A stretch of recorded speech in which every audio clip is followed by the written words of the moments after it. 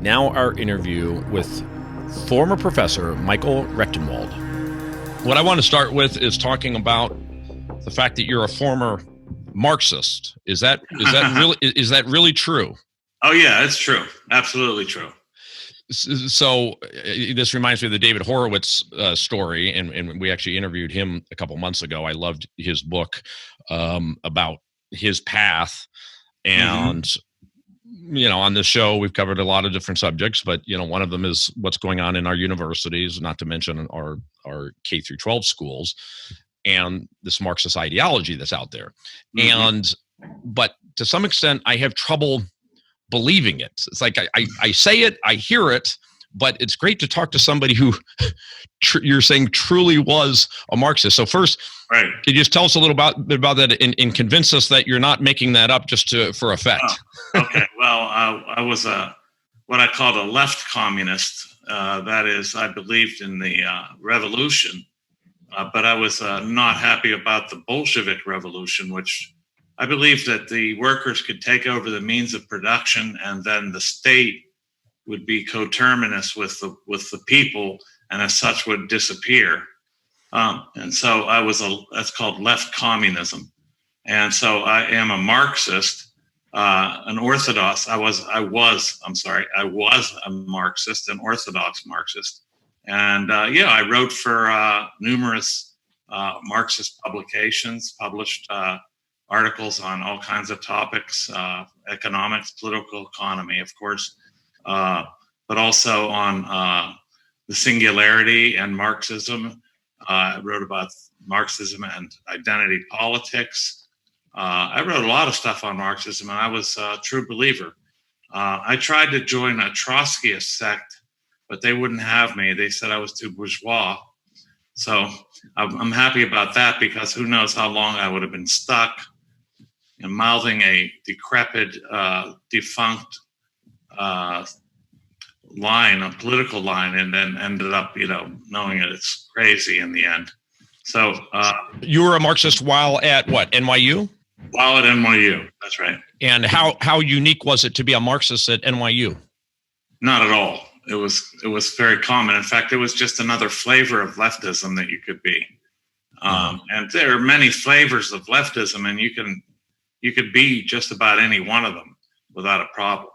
But would you say that all of the flavors really do have, whether you call it Marxism or not, essentially that as its core, this collectivism? It's got an ethos of Marxism. All of them have an ethos of Marxism under them. The basic idea of underdogism, if you will, that, overcoming the powerful, or overcoming the ruling class, or overcoming the patriarchy, or overcoming any way that you want to describe the power differential supposedly between the people and or some aspects of people, like race, a racial group, or in the case of feminism, women, or transgenderism, the trans community, et cetera, et cetera. They're all share the ethos of Marxism, and that is this kind of idea that you're underneath this power that you have to overthrow. And the ultimate objective is a kind of a utopian society. Well, Marx would declaim that. He did. He said he wasn't a utopian, and what he meant was that he didn't try to prescribe what the socialist world would look like. That was just a ruse on his part to keep from having to describe how it would work, because it's been pointed out it can't work. Not just politically, it becomes tyranny and totalitarianism every time, but economically it can't work. So that was just a ruse. But it looks for kind of like a much improved, if not utopian, future in which everybody has equal ownership in the means of production and distribution, and effectively, at least in my case, the state would disappear in effect. But having come out of that and read a great deal of criticism of Marxism, especially from Mises, Ludwig von Mises, I recognize it's impossible economically and politically it always leads to totalitarianism. There's no other way. What do you think was the allure to you of it? Well, I was kind of an idealist and kind of, I guess you might say, I'm naive about human nature or about even about economics. I was pretty naive. I did read and write economic treatises, but there were some things that I didn't know.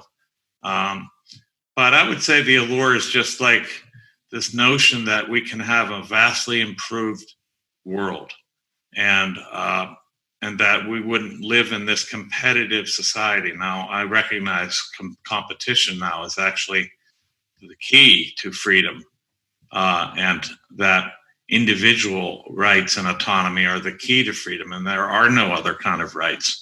So, I was wrong. But what happened is, when you go to graduate school, and I went a bit late. I had spent 10 years in advertising before I went to graduate school. When you go to graduate school, when I went, by the time I went back to graduate school, everything had changed, and this notion of theory, generally Marxist or neo-Marxist and postmodern theory, had totally taken over the university in the interim. And I realized that if all they kept feeding me were these treatises from, these texts from Marxism and postmodernism, neo-Marxists and so forth, that really, if I wanted to be a professor, which I wanted to be, I had to basically imbibe this stuff. And sooner or later, it ropes you in. When that's all you're reading, it's a form of indoctrination is what takes place. Isn't there also an elitism to it? Oh, absolutely. There's an elitism there's an elitism about all leftism.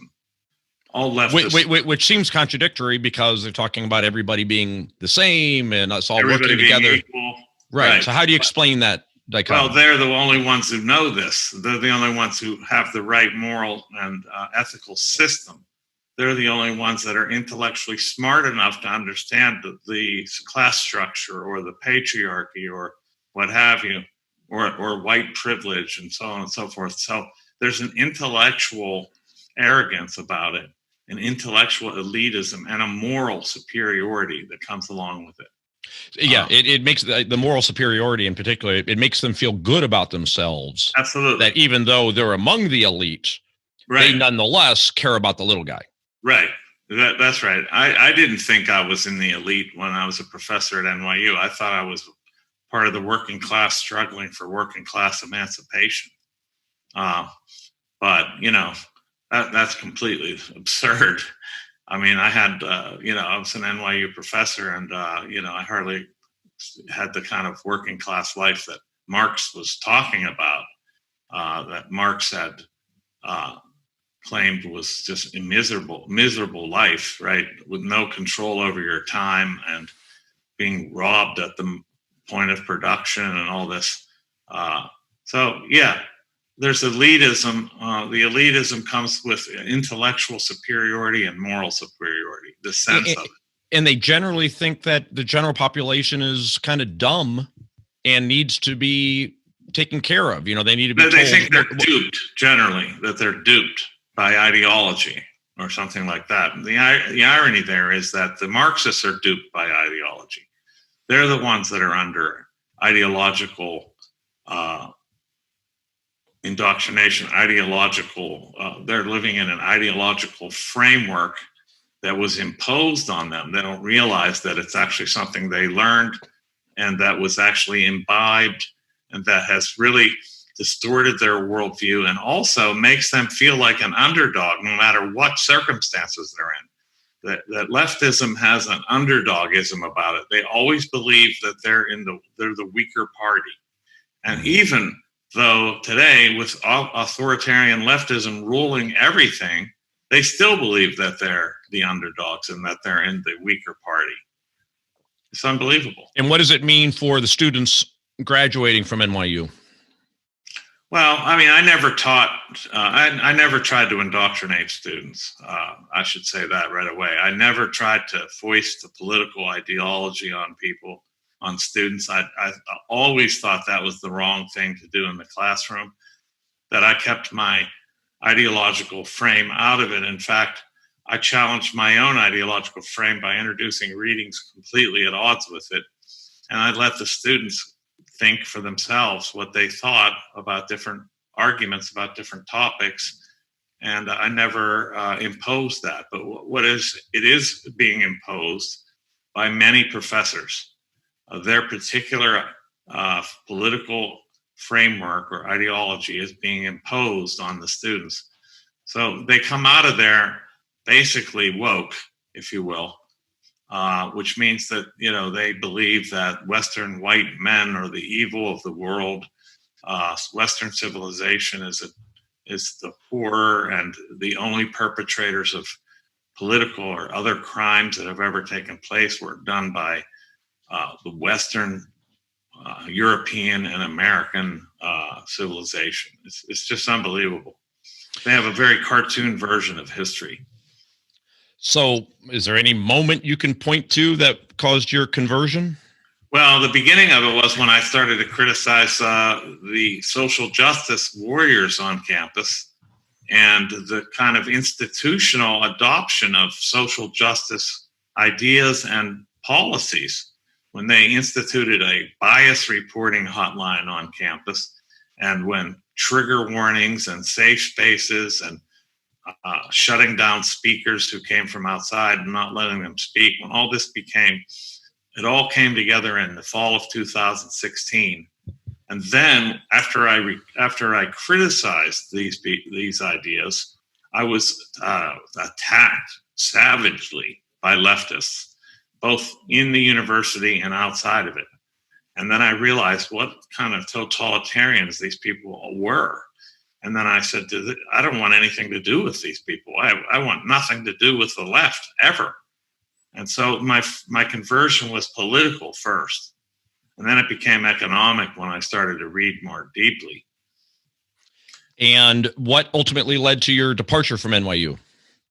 Well, they made my life impossible there. They moved, after I was attacked by these people viciously, they moved my office instead of chastising these people or punishing them in any way after they had done outrageous things to me. Like they what? Like creating an email. Well, they used official NYU listservs or email lists to call me every name in the book. So they were just disparaging me, ruining my reputation across the whole program that I taught in. And sorry, they is students or faculty? Faculty.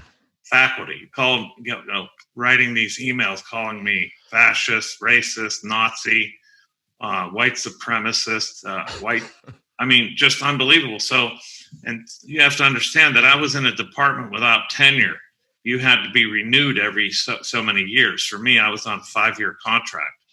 So they had totally polluted the waters there so that I would never be renewed by any committee that would be drawn from the same faculty that was denouncing me all over the place, even though I'd never done anything like what they referred to.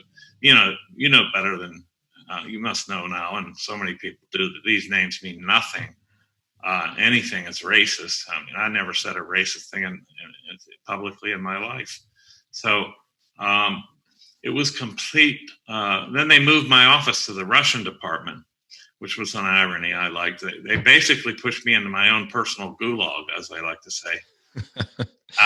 They put me in this room with no books, metal shelves. The university refused to have my books moved. I was completely sequestered and isolated.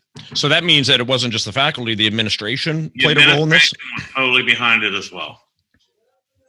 They were completely cowing to, or else in agreement with, these people that had libeled me and defamation of character that ruined my career at NYU. Just absolutely ruined it. They moved me to the Russian department, and basically they just made my life miserable. So I finally came out. I sued them. I sued the university and these professors, and we settled. This seems like an obvious question, but would you send your son or daughter to NYU? I did, but I wouldn't again. when I was teaching there, my son was able to go for no tuition. So we took advantage of that. But I would send my son or daughter to that or any university in this country. Where'd you send them? Is there a university I might send them out to work, actually get a job and learn to make money and learn to be an entrepreneur, because, at this rate, you could be canceled from anything, from any university, from any corporation. Anything you do might be deemed, unwoke, and that's the end of you. So I would encourage them, and I do encourage them, to be entrepreneurial, frankly.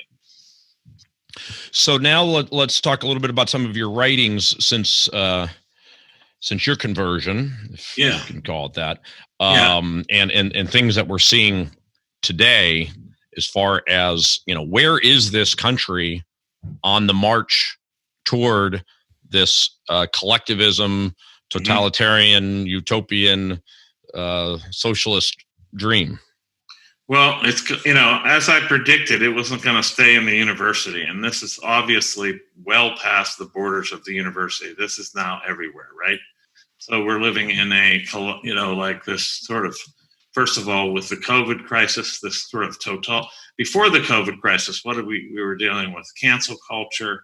We were dealing with these leftist authoritarians running the internet, basically running everything outside of the state, and even parts of the state, of course, including local governments. But we have leftist authoritarians running basically the public square, in effect, because the public square is now a digital square, and everything else is rather irrelevant or ineffectual.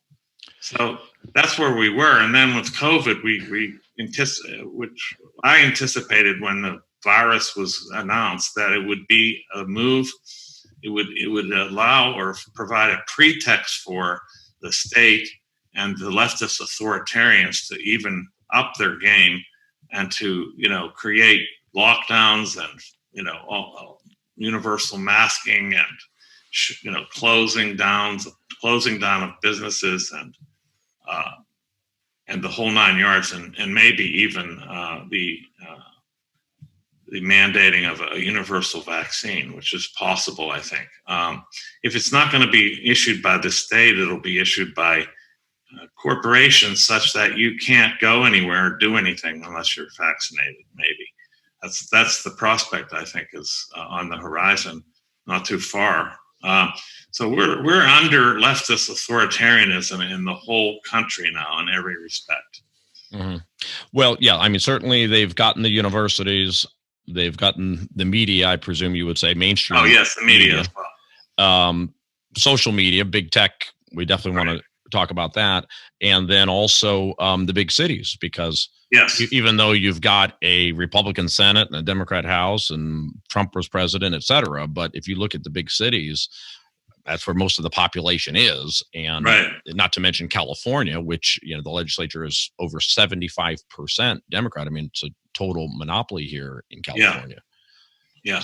So it's further along than people might think. As far as COVID and the vaccine, let's just talk about that for a second. So there's some wild stuff going on out there as far as people asserting that this is some grand conspiracy to vaccinate the entire public, and it puts some DNA in you and it changes you permanently, and now we track you and this and that. So, and that kind of leads into things going on in your book. But can I presume that you're not in that camp, that you believe that this is some sinister vaccine? No, I'm not anti-vax per se. What I'm talking about is mandating something that then will be used as a pretext for restricting your freedoms if you don't accept it. And there are a lot of reasons not to accept it. Not the least of which is it's brand new and we don't know what's going to happen. I mean, wouldn't you rather have somebody else take it first and see how they react to it rather than being first in line? But just the means, it's just another means for kind of totalitarian control. It's not to me that they're trying to change my DNA or implant microchips in my brain and so on and so forth. Although this stuff is possible, okay, but it's not in the vaccine. There are people that are promoting this, and there's technology that can accomplish it, but I don't believe the vaccine is part of that. But is it truly a desire for totalitarian control as opposed to just a lack of appreciation for individual freedom and individual choice? I mean, those are two sides of the same coin, I think. You can get, once you've indoctrinated a great deal of the population into leftism, and all leftism is authoritarian, then they take on the mandates with glee. They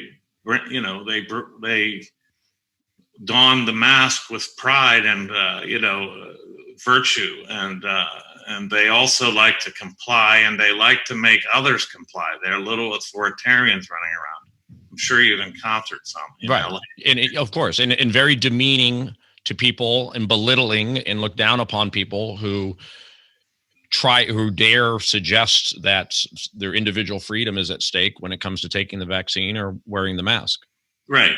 They're very much collectivists, and they want to do, they think that, everybody that's resisting any of this is selfish and so on. Meanwhile, it's quite selfish that millions of people are starving because of these lockdowns, the way that it has impacted the economy and the supply chains across the world. Interestingly enough, in Africa, where Black people live, mostly Black people, I mean, and these are Black Lives Matter activists basically starving out Black people. It's really ironic. And so there's complicity on the part of the masses, and there is an authoritarianism on the part of these people as well. But it's also an acceptance of it. And there is an impulse of totalitarian control on the left, and all leftist leaders exhibit it. So you have those two things working together. And in describing that, it's because of this perhaps elitism that they know better, and the people are kind of dumb. They always know better. They know better what's good for you, and you can't be left to your own devices. This is the key. You can't be left. Freedom is too expensive for you to have. Your freedom is a threat to the common good, as they put it. So that has to be curtailed. It has to be greatly curtailed. So this is knowing better. This is kind of a superiority, and this notion of being individual freedom has to take a back seat to the collective. Right. Right. And they have no problem with that whatsoever because they love it. They embrace it. Yeah. And they just don't put that much value on the idea of individual freedom. I mean, what I say is, some people say that people aren't smart enough to make their own decision about the vaccine. They just need to make it, or they're not smart enough to make a decision about 16-ounce soda or whatever. And my answer is, whether that's true or not, at the end of the day, someone is free to do dumb things. You have the freedom to do dumb things. In fact, if you can't have freedom to make mistakes, how do you learn anything? And so you can't constrain people to have a risk-free, mistake-free life. Making a mistake is an inherent right. I have a right to make a mistake as long as I'm not infringing on anyone else's rights. Right, and making a bad argument or what have you, is an inherent right, and it's how you come to the truth. So, like when it comes to the vaccine, I think we're already seeing some attempts to suppress speech about this vaccine. You're not allowed to criticize this vaccine. Yeah, John Stuart Mill said this very well in On Liberty in 1859, that at a time in which unpopular speech, even dangerous speech, it's when some speech is deemed unpopular and dangerous, it's all the more necessary to allow that speech to be voiced. Right. In order to come to the right conclusions. Yeah, Tucker Carlson actually had a good little segment on this yesterday that, telling people to shut up is not what's going to convince them to take this vaccine. You need a dialogue. You need to convince them. So let's hear these people that are concerned about it. Let's hear their concerns. Let them voice their concerns in the open market of ideas, and let's have it out. we will eliminate some objections, and maybe some others wouldn't be eliminated. But you have to voice it first. And the same thing goes with a fraudulent election. Right. Okay, is that not? Do we not know that there was fraud in this election? Of course, there was some level of fraud. There's some level of fraud in every single election, right? Yeah, there's always a degree of fraud. Right. And how are we ever going to find out to what extent it exists if we don't allow a free exchange of ideas about it? Yeah, this has just been squelched, black holed, memory hold, or completely banished. So in one of your books leading up to your current book, which was, I think, the Google Archipelago book, you talk about big tech. Right. And, it just help us understand why a Google/YouTube or a Facebook or a Twitter would want to restrict speech, because to me, if you're about trying to make money, more the better, more controversy the better. Why would you limit anything? I mean, if you ban something, that means you don't get to sell advertising on it. So help us understand what's going on there. Well, I mean, it goes back to their political ideology. I mean, they are leftists, and that's another curious thing, is why are these major tech oligarchs leftists, and their employees are leftists too, and they're authoritarians necessarily. I have a theory about this, and it is that leftism is really in line with their objectives, with their commercial objectives, as a matter of fact. They need to create a kind of they're looking to create a kind of two-tiered system of oligarchs on top and everybody else kind of equal below. This kind of equality on the ground, while you have these oligarchs on top dictating what's allowed and what's not. Which is most socialist countries and most third world countries. Exactly. But why does big tech want that? They spread the ideology of socialism, and they squelch anything oppositional to it if possible, because this is in their interests. And this also explains why they're so deeply in bed with China. And I could go into the many ways that big tech is deeply in bed with China.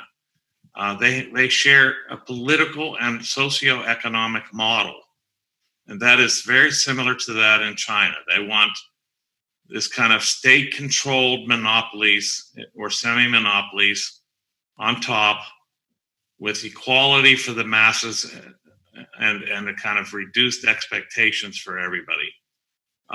And do you think that emanates from a political ideology or a capitalist ideology? It's both. It's not capitalist. It's a corporatist ideology. Free market is not what they're interested in. They don't want a free market. They want to monopolize as much as possible their industries, and to have as much control over the population as they possibly can. They're statists, really, at base, these people. They want to be the state. They have even said nation states are irrelevant now. The state is basically Google wants to be the state. They're statists who want power, and they want to have a certain control of the population. Notice how, for example, Google never, ever, or YouTube, for example, you'll never see a socialist video taken down, even though socialists have killed more people historically than any other political group in history.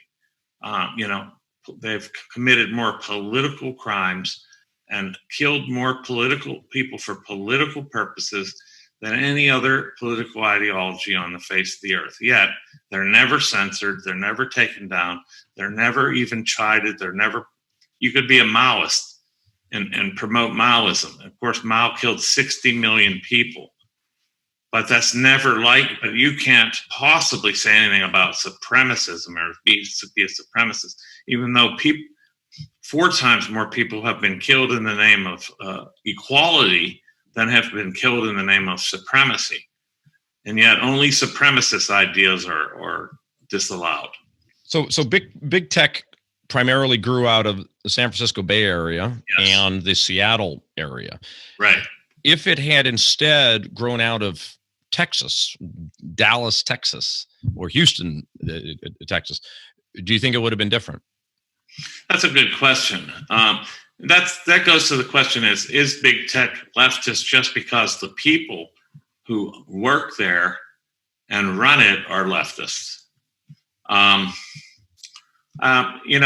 think that, first of all, Silicon Valley grew out of the South Bay, and that's just where it was located.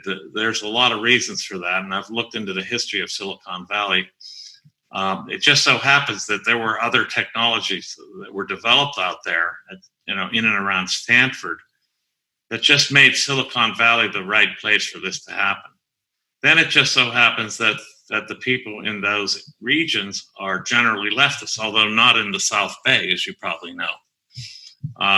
Not as much as... Yeah, although a lot of their employees are coming, especially the younger ones, they're coming from San Francisco, they're coming from the cities. Yeah. Right.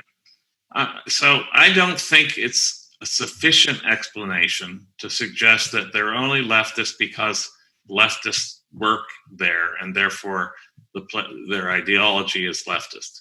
It lines up too well with their politics and their interests as well. Yeah, in other words, if this leftism political ideology, which I think we agree permeates these places from in all levels, if that was totally contrary ultimately to their economic interests, yes, they wouldn't. Then they would butt heads. That would butt heads, and they're not butting heads, and that they roll over at the leftist demands of their employees, for example. But what I think it might mean for the answer to my question is that if instead it had started in Texas, that I mean, a relatively moderate or conservative ideology, I don't think is bad for business necessarily either. So, without that left culture, and let's face it, this left culture. I mean, you talked about it at NYU. This PC culture, this woke culture, it's highly pressurized. I mean, you saw what happened to you. It's enforced by mobs. It's enforced with vehemence. I mean, this is not just, hey, you think what you want and I'll think what I want. Not at all. Yeah, I mean, it's Los Angeles. I mean, you don't dare put a Trump bumper sticker on your car. You will do that here in Pittsburgh. You can't do that here either. You'll get your windows smashed in while you go to the store. Right. Biden, you're free to do that, and you're gonna be totally fine. Nobody's gonna bother you if you put a Biden on, but you put a Trump sign on. And by the way, Trump was extremely polarizing. We all recognize that, but ain't gonna change in 4 years. If it was a Ted Cruz, if he had been the guy, guarantee you, people wouldn't have been able to put a Cruz bumper sticker on either. Right. True. So, and then how about? Similar question, but how about just billionaires in general? Why is it that billionaires tend to be leftist? That's a very good question, but they do. And there's a lot of history to validate this, because people have generally thought, well, right-wing ideology goes better with capitalism. Well, that's not really true. Historically, or even it doesn't even make good sense. It has to do with their monopolistic tendencies. It is no surprise that the Soviet Bolshevik Revolution was actually funded by Wall Street bankers. This is fact. It's not conspiracy. They were funded by Wall Street bankers and bankers in England and bankers in Germany. They wanted to create a captive colony there where they would have control over production and everybody else would just work. So their monopolistic tendencies is why they're leftist. Leftism tends towards monopoly, and authoritarianism works to help them establish it. Do you think there's an element also of embarrassment of riches that's a possible? There's that too. There's the sense of guilt or shame over being rich, and but that has to be. That's already leftism in the first place, right? When you're guilt tripped into being for your privilege or whatever, you're already bought into leftist ideas. And how much of it is protection money? Because that too, they're paying off the state. Off the state and the people. I mean, these mobs, these Antifa mobs, Black Lives Yeah. Matter mobs, Marxists. I mean, in my view, they're coming for Jeff Bezos. They're coming for his house. He doesn't know that, but yeah, I think that's true. In fact, specifically, you'll see his name on signs sometimes. I don't know why you don't see Zuckerberg as much. Maybe the name is too big, but you'll see Jeff Bezos's name on these signs. So yeah, that's where I get to the protection money thing, where they're basically like, whoa, guys, what are you talking about? Don't come after me. I'm with you guys. Yeah, there's that too. I'm not saying that this is all. These are mutually exclusive explanations. I just don't think any one of them in particular is sufficient. They're necessary, but not sufficient. But I do think that part of it is buying off this leftist constituency to keep them from attacking it. Yeah. So walk us through the current path that we're on. Yeah. Where is it heading? And I think that leads into, if you could talk about your book a little bit. But if we stay on this course, where is it heading? Well, I think we're looking at, if this great reset, for example, I don't know if you're at all familiar with it. If this gets embraced, and it is being embraced by a number of major U.S. corporations and states like Canada, and I think Biden, if this gets instituted, we're looking at a kind of neo-techno-feudalism in effect. And that is a kind of this two-tiered system again, but with using technology to control the public, using AI, with smart cities. So I think China is in a way the model. They don't want the Chinese to invade the United States, as some politicians seem to suggest. But they do have highly functioning, wealth-producing corporations with a total, a really highly controlled population. That's the future if it keeps going this way. And there's a lot of people that look at China's models being okay. It's more efficient. Look how quickly they can build roads. Look how cheaply they were able to build their bullet trains. That's funny. That's like saying, Stalin is saying, when they point out, 20 million killed, or 20 or 30. Yeah, but look at the railroads, I mean, that hardly compensates. But yeah, I think China kills like 50 million dissidents a year. And they also put, the Uyghurs in prison. And they're also taking by the busload dissidents from Hong Kong and putting them in re-education camps. That's what they do. This is not some benign, just another, they'll liberalize if we do business with them. That hasn't proven to be the truth at all. And the people that made those bullet trains got paid about 25 cents an hour. Yeah.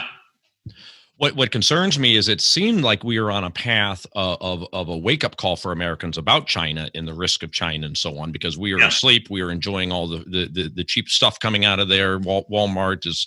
Everything's cheap at Walmart thanks to China, and we benefited from that quite a bit. But it's a short-term benefit, not long-term. Yeah. It seems like Trump administration kind of woke everybody up to that a bit. But, just like with any administration, the new one wants to do the opposite of the prior one.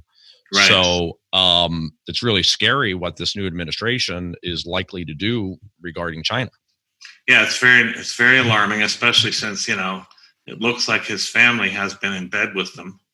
And this company that they were dealing with wasn't just some sort of an energy company. They were also propagators of Chinese political ideology. And so this is interesting. It's a scary scenario that that Biden will totally try to placate China and maybe even invite them further into our situation here, which is already bad enough. Yeah, Fareed Zakaria was criticizing the policy toward China this Sunday in calling it protectionism. In America, this is not the way the world is going. This is America retreating to itself and being protectionist. But I don't see that as what the objective was in what the goals of this administration have been. No, not to protect ourselves in that sense. I think we were trying to protect our ideals from them being overridden by other ones, by collectivist ideals like the kind of that permeate China. We're trying to guard our liberty against the incursions against them. That's what I think is really being protected. That's what I thought, and I always thought, Make America Great was about. It wasn't about trying to become some sort of jingoistic, protectionistic, closed society. The idea was to uphold our values and to reinstate them and to re-express them. And that's really what it meant to me. Yeah. Well, here's a good quote that I read in talking about the vaccine. I guess Melinda Gates and Bill Gates obviously have been out there advocating for the vaccine and not wanting people to criticize it. But here's a quote from Melinda Gates. One of the things I know about President-elect Biden is he's not just thinking about how to keep Americans safe. He's thinking about global leadership and how to keep everybody safe. Yeah. That's the kind of leader that they want. The president of the United States is not supposed to put Americans first. They're supposed to put the world first. That's what Obama did, and that's why. Sorry to keep going, but that's why Trump said that at the debate. He's saying, "Look, if it wasn't for you guys, I would have never won, or I wouldn't be here, but for you guys." Right. What I always said about the Obama administration is they think they're the president of the world. And I thought it was great how specific Trump was and say, no, I'm president for you guys. And he even at global summits would tell the other leaders, and by the way, you guys should be the leaders for your country. You should put your own people first. That's why you have people all over the world actually championing Trump, because they see the same problems in their own countries, that these globalists don't care about their particular interests and that they're putting the interests of the so-called world. Really what this means is they're not giving a crap about the economic well-being of their own citizens and their political well-being, their individual rights and so forth. I mean, you had people in Japan. I mean, large crowds of people in Japan after the election in protest to what's happening in the United States. Let's go back real quick to the reset, because I don't know how real this thing is, and to be honest, I don't know much about it. Isn't it a resetting of debt? Is that the major? Is it a wiping out of debt? Part of it. It's to reset the whole economy, to get rid of carbon use, to change our habits to greatly reduce consumption, and to have a different look about economic growth. They decry the idea of growth as a goal for economics. They say that we could shrink, in fact, the GDP of the world. We maybe should go the other way. Why is growth being always touted? So they're talking about greatly changing our whole way of life. And the United States is the big target because we're the big bad consumers, and we're the ones that don't, that haven't signed on to the Paris Accord and so on. We did and then got out of it, but the United States is the target. We're the population whose economic status they want to bring down. Definitely. We're living at a too high of a rate of consumption and so on and so forth. That's one part of the Great Reset. There's other parts to it. Let me just say this, though. It's a propaganda campaign. It's not like a fait accompli that there's some button, even though they present it this way, that there's a button that you push that resets everything. This is a World Economic Forum who's trying to get people to buy into their ideas. This is not like a global conspiracy. This is a propaganda campaign. And why do leftists love climate change so much? Because leftists need catastrophism in order to justify socialism. They have to find something wrong. So the economy, with wealth production under capitalism, that no longer became the issue. Too many working class people were doing fine. So, especially in the 50s and 60s. So climate change came about as another way of justifying the need for socialism. Just as COVID is being used for that purpose, yes. And just as George Floyd, Black Lives Matter, systemic racism is used for that. Yeah, exactly. All these things are just, in fact, socialists have been attempting to create racial tension in the United States for decades. They've even in their writing, explain why they love racial tension. Because they want to point out that there's something endemically wrong with capitalism. The capitalism produces racism. Racism is an effect of capitalism. Nothing could be further from the truth. It has nothing to do with capitalism. Capitalism doesn't create. If anything, capitalism abolishes racism. I don't care what color somebody I buy something from or something that who's buying something from me is. The market actually takes care of racism. What doesn't take care, so they try to use racism as another pressure point to show the weakness of capitalism. And then the climate catastrophism is just another one of those ploys. I'm not saying there's no global warming. What I am saying it is not nearly the catastrophe that they're painting it as. Yeah, well, and again, you never get two sides of the coin. With COVID, you don't hear what lockdowns are doing that's negative. We just see what it's doing that's positive. Right. With climate change, you don't hear about any of the benefits of climate change. Right, there are benefits. Of course, there's benefits. Yeah, and just to pick some time in the history of time and say that the weather in 1950, that was the perfect weather for the world. Yeah, right. What weather is it? What temperature is the right one? Where did this come from? Was there where did we get the right temperature from? Yeah. I mean, we all adjust when the weather changes. The world can adjust when the weather changes, especially when we're just talking about a couple degrees, and not to mention the cost of it is just insane. Oh. So to kind of get us toward the end here, so tell us a little bit about the new book and how many years we are away from the dystopian society you depict in the book. Well, we're not inevitably any amount of years away. None of this has to happen. Okay, so I'll make that clear. This is a premonitory warning I'm sending out. It's not like this is where we're headed. So the book is I don't want to give it a specific time because it could happen sooner if it happens. It could happen later if it happens. But I cast it into the future, and there's this future in which we don't live in the United States here. We live in a global federation of pandemos. And pandemos, it does sound like pandemic, but it isn't about the pandemic necessarily. Pandemos means democratic across all. And there's this database and processing system called collective mind. And collective mind is like the vast knowledge storage system and processing system and regulation system that runs the Pandemos Federation. And what they're trying to do is connect everybody to collective mind vis-a-vis nanobots that would connect to the neocortex and receive signals from and send signals to collective mind.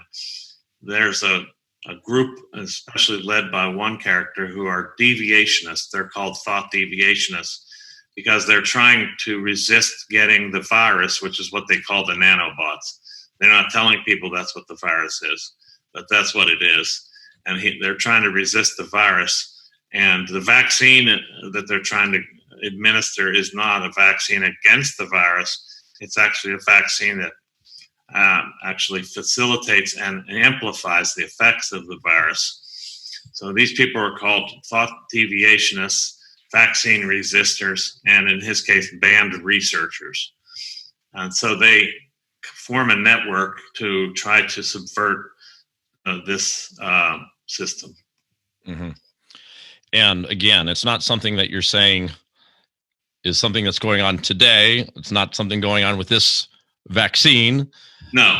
I'm trying to, it's metaphorical, Does the vaccine connect us to does the virus connect us to a collective mind? In a way, it does. The way the virus has been used to control our thinking or to make us think in a certain way. So in a way, this is a metaphor for what's happening, but it's projected into the future so that it doesn't necessarily have anything to do with today. Yeah.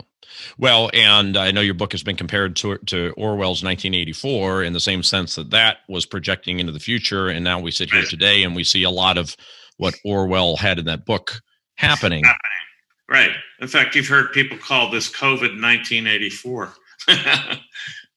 Just makes perfect sense. Yeah. I mean, and you hear the joke too on the web. So about the left, didn't you know that 1984 was not an instruction manual? And that seems to be how they're using it. Yeah. And last question, and you said it's not inevitable. So what is the path out of this? What is your optimistic view right now? In the United States of America, we have a Constitution and we have a Bill of Rights, and we also have almost more importantly, a tradition and a history of belief in the values of individual liberty. And that is what will save us in the end. That we will use that and stand it up against these other possibilities that are being foisted on us. And that, holding on to that tradition, that great history, and that, that whole veneration of individual rights will be what actually saves us from this kind of collectivism. Even though it's being eroded as we speak. Even though it's being eroded, because even as it's being eroded, there are more thought deviationists being produced. There are more people that are resisting it, real resistance, I think, now. So you actually, seriously, you're optimistic, seeing the way people are responding, because I get depressed sometimes because Californians are, in my view, acting like sheep in many ways. And one of my theories is, it's like, well, Jim, you're not out in the street protesting. Speaking of myself, I'm like, because it's very comfortable in my house. I'm not allowed to leave my house, but guess what? I got a big screen television and I got a cell phone and a computer and a nice deck. So, getting people to go out into the street and really oppose this is I don't difficult. think it's necessary to go out into the street. That's the leftist routine, right? Collectivist resistance, collectivist protesting, all that. That's their playbook. I've even heard people on the right using some of the same phrases the left uses, like "whose streets, our streets." I was like nauseated when I heard it. Well, I'm feeling better, so I don't need to go out in the street. So what do we individualists need to do? We need to resist and to continue to present these individualist values and never to resign them, and then to keep expressing them, and just to not to be in a mass of like the leftists on the street, but to be in a network of, as I put it in the book, a network of thought deviationists who won't succumb. That's it. Just won't succumb. Thank you again to the professor. You can check out his books, Springtime for Snowflakes, about his time at NYU, on Amazon, and his new book, Thought Criminal, the 1984 of the COVID era, also available on Amazon. Thank you to our producer, Michael Parker. Thank you all for listening. We'll be back with another episode soon of The Hidden Truth Show.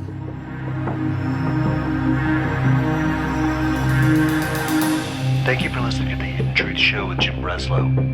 You can find us at hiddentruthshow.com. Follow us on Facebook, Twitter, and Instagram at Hidden Truth Show. Join us again next week for another episode of Hidden Truth Show with Jim Breslow.